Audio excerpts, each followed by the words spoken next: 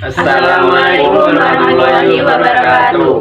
Perkenalkan, nama saya Putri Fitrianingsih. Perkenalkan, nama saya Nurlaili Oktavia. Saya Asmiranda Nesriawati. Saya Emberti Bimantoro. Saya Wahyu Galan Dibrasika. Di sini kami akan mempresentasikan hasil diskusi kami mengenai Partai Komunis Indonesia.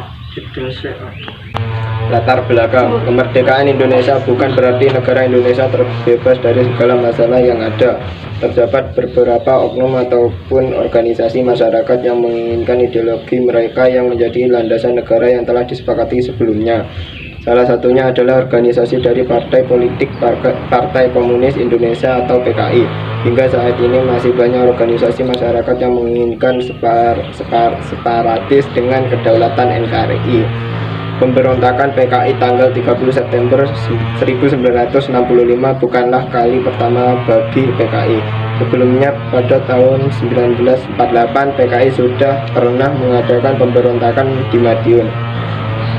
Pemberontakan tersebut dipelopori oleh Amir Syarifuddin dan Musso. Tujuan dari pemberontakan itu adalah untuk menghancurkan negara Republik Indonesia dan menggantinya menjadi negara komunis. Beruntunglah pada saat itu Musso dan Amir Syarifuddin berhasil ditangkap dan kemudian ditembak mati sehingga pergerakan PKI dapat dikendalikan. Namun melalui demokrasi terpimpin kiprah PKI kembali bersinar. Terlebih lagi dengan adanya ajaran dari Presiden Soekarno tentang Nasakom atau nasional agama komunis yang sangat menguntungkan PKI karena menempatkannya sebagai bagian yang sah dalam konstelasi politik Indonesia. Bahkan Presiden Soekarno menganggap aliansinya dengan PKI menguntungkan sehingga PKI ditempatkan pada barisan terdepan dalam demokrasi terpimpin. Rumusan masalah. Dari uraian latar belakang tersebut, maka penulis merumuskan permasalahan-permasalahan sebagai berikut. 1. Pengertian PKI. 2. Sejarah singkat G30 SPKI. 3. Apa tujuan dari G30 SPKI. 4. Apa latar belakang dari G30 SPKI. 5. Siapa saja korban dari gerakan ini. Tujuan penulisan. Adapun tujuan dari penulisan makalah ini adalah penulis ingin mencari tahu tujuan latar belakang dari G30 SPKI, siapa saja tokoh-tokoh yang terlibat dan korban-korban, serta alasan pemerintah hingga akhirnya memutuskan untuk membubarkan gerakan ini. Pembahasan pengertian G30 SPKI. Gerakan 30 September dahulu juga disingkat G30 SPKI, G30S atau PKI. Gestapo, Gerakan September 30. Gestop, Gerakan 1 Oktober adalah sebuah peristiwa yang terjadi selewat malam tanggal 30 September sampai di awal 1 Oktober 1965, di mana 6 perwira tinggi militer Indonesia beserta beberapa orang lainnya dibunuh dalam satu usaha percobaan kudeta yang kemudian ditujukan kepada anggota Partai Komunis Indonesia. Partai Komunis Indonesia atau PKI merupakan partai komunis yang terbesar di seluruh dunia, di luar Tiongkok dan Uni Soviet.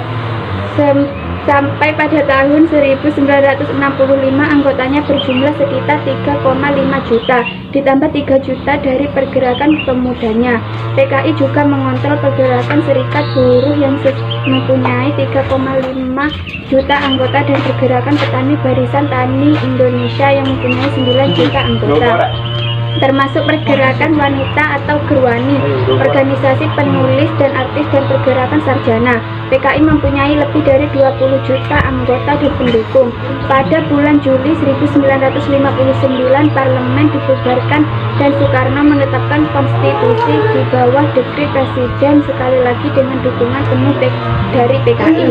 Ia memperkuat tangan angkatan bersenjata dengan mengangkat para jenderal militer ke posisi-posisi yang penting.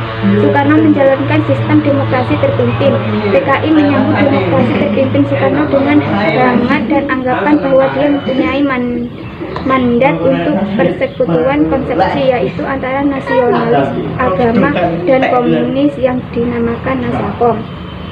Pada era demokrasi terpimpin, kolaborasi antara kepemimpinan PKI dan kaum burjuis nasional dalam menekan pergerakan independen kaum buruh dan petani, gagal memecahkan masalah-masalah politis dan ekonomi yang mendesak. Pendapatan ekspor menurun, foreign service menurun, inflasi terus menaik, dan korupsi birokrat dan militer menjadi kabar. G30 SPKI adalah sebuah peristiwa yang terjadi pada tanggal 30 September sampai 1 Oktober 1965 di mana 6 perwira tinggi militer Indonesia beserta beberapa orang lainnya dibunuh dalam suatu usaha kudeta pengambilan kekuasaan yang kemudian dituduhkan kepada anggota Partai Komunis Indonesia. Di akhir 1964 dan permulaan 1965 ribuan petani bergerak merampas tanah yang bukan hak mereka. Bentrokan-bentrokan besar terjadi antara polisi dan para pemilik tanah. Pada permulaan 1965 para buruh mulai menyita perusahaan karet dan minyak milik Amerika Serikat. Peristiwa Madiun Alvaris adalah sebuah konflik kekerasan atau situasi chaos yang terjadi di Jawa Timur bulan September sampai Desember 1948. Peristiwa ini diawali dengan diproklamasikan negara Soviet Republik Indonesia pada tanggal 18 September 1948 di Madiun oleh Musso, seorang tokoh Partai Komunis Indonesia, dengan didukung pula oleh Menteri Pertahanan saat itu Amir Syajarifuddin. Pada saat itu hingga era Orde Lama, peristiwa ini dinamakan peristiwa Madiun Alvaris dan tidak pernah disebut sebagai pemberontakan Partai Komunis Indonesia PKI. Baru di era Orde Baru, peristiwa ini mulai dinamakan pemberontakan PKI. Bersamaan dengan itu terjadi penculikan tokoh-tokoh masyarakat yang ada di Madiun, baik itu tokoh sipil maupun militer di pemerintahan ataupun tokoh-tokoh masyarakat dan agama. Masih ada kontroversi mengenai peristiwa ini. Sejumlah pihak merasa tuduhan bahwa PKI yang mendalangi peristiwa ini sebetulnya adalah rekayasa pemerintah Orde Baru dan sebagian pelaku Orde Lama. Tawaran bantuan dari Belanda. Pada awal konflik Madiun, pemerintah Belanda berpura-pura menawarkan bantuan untuk menumpas pemberontakan tersebut. Namun tawaran itu jelas ditolak oleh pemerintahan Republik Indonesia. Pimpinan militer Indonesia bahkan memperhitungkan Belanda akan segera memanfaatkan situasi tersebut untuk melakukan serangan total terhadap kekuatan bersenjata Republik Indonesia. Memang kelompok kiri termasuk Amir Syarifuddin Harahap tengah membangun kekuatan untuk menghadapi pemerintahan RI yang dituduh telah cenderung berpihak kepada AS. Pada bulan Mei 1948 bersama Suripno, wakil Indonesia di Praha, Musso kembali dari Moskow di Rusia. Tanggal 11 Agustus Musso tiba di Yogyakarta dan segera menempati kembali posisi dipimpin Partai Komunis Indonesia. Banyak politisi sosialis dan komandan pasukan bergabung dengan Musso, antara lain Mr. Amir Syajarifuddin Harahap dan lain-lain. Tanggal 10 September 1948 mobil Gubernur Jawa Timur RM Aryo Suwerjo dan mobil 2 perwira polisi dicegat massa pengikut PKI di Ngawi. Ketiga orang tersebut dibunuh dan mayatnya dibuang di dalam hutan. Tuduhan langsung dilontarkan bahwa pihak lainnya yang melakukannya, diantaranya yang menjadi korban juga adalah Kol Marhadi yang namanya sekarang diabadikan dengan monumen yang berdiri di tengah-tengah alun jalan utama di Tokoh Madiun. Kemudian pada tanggal 21 Juli 1948 telah diadakan pertemuan rahasia di Hotel Wisja Hanje, Serangan dekat Madiun, yang dihadiri oleh Soekarno Hatta, Sukiman, Menteri Dalam Negeri, Muhammad Roem, anggota Masyumi, dan Kepala Polisi Sutanto, sedangkan di pihak Amerika hadir Gerald Hopkins atau penasehat politik Presiden Truman, Medley Corcoran, pengganti Graham yang mewakili Amerika dalam Komisi Jasa Baik PBB.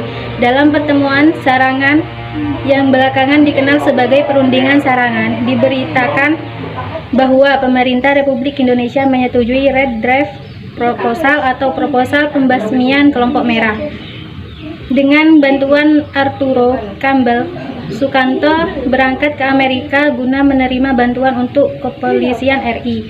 Campbell yang menyandang gelar resmi atase konsuler pada Konsulat Jenderal Amerika di Jakarta.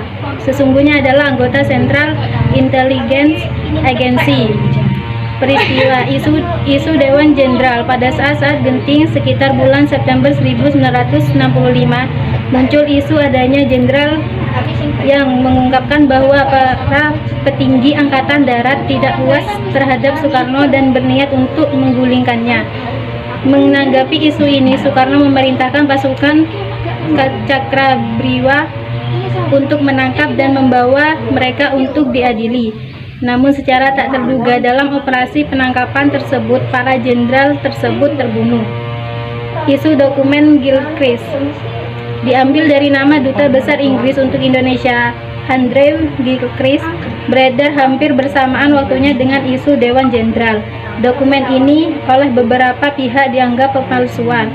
Di bawah pengawasan Jenderal Agayan dari KGB Rusia, dokumen ini menyebutkan adanya teman tentara lokal kita yang mengesankan bahwa perwira-perwira Angkatan Darat telah dibeli oleh pihak Barat. Kedutaan Amerika Serikat juga dituduh memberi daftar nama anggota PKI kepada tentara untuk ditindaklanjuti.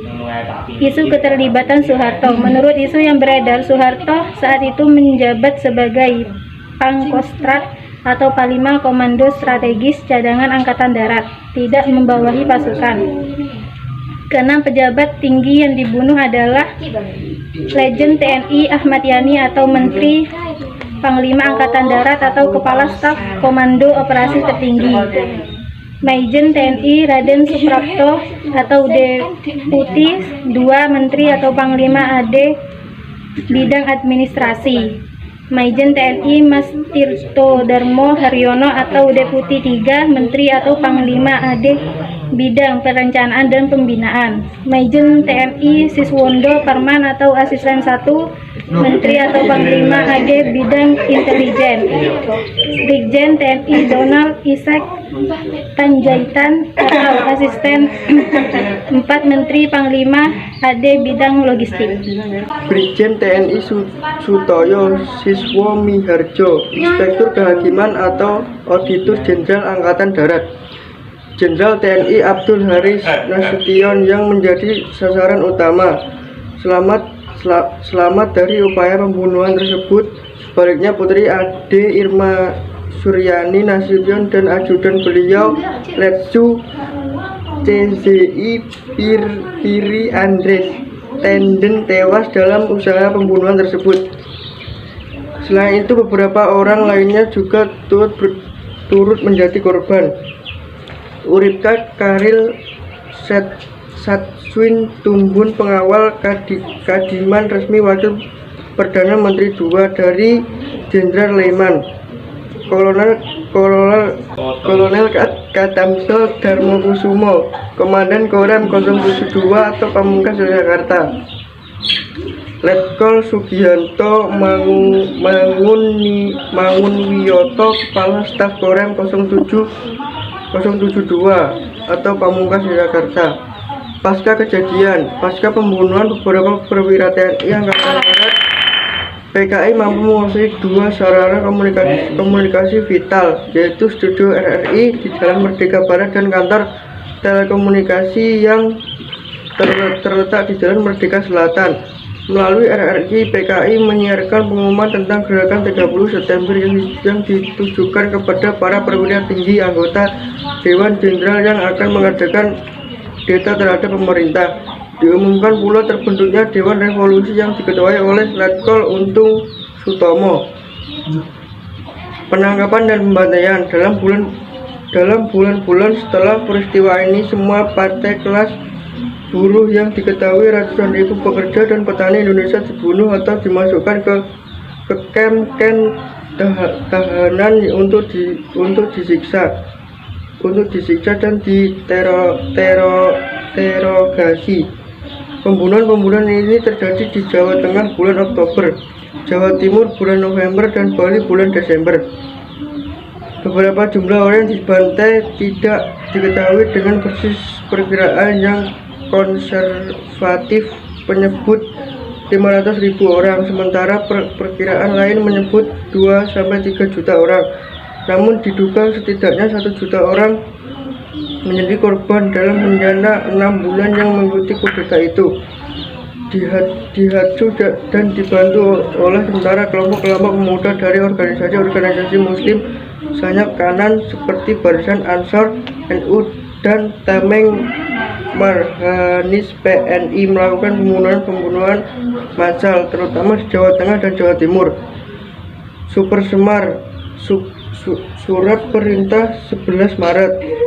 5 bulan setelah itu pada tanggal 11 Maret 1966 Soekarno memberi Soeharto kekuasaan tak terbatas melalui surat perintah 11 Maret. Ia memerintah Soeharto untuk mengambil langkah-langkah yang sesuai untuk mengembalikan ketenangan dan untuk melindungi keamanan pribadi dan wibawanya. Kekuatan tak terbatas ini pertama kali digunakan oleh Soeharto untuk melarang PKI. Sekian presentasi dari kami. Kami akhiri. Wassalamualaikum warahmatullahi wabarakatuh.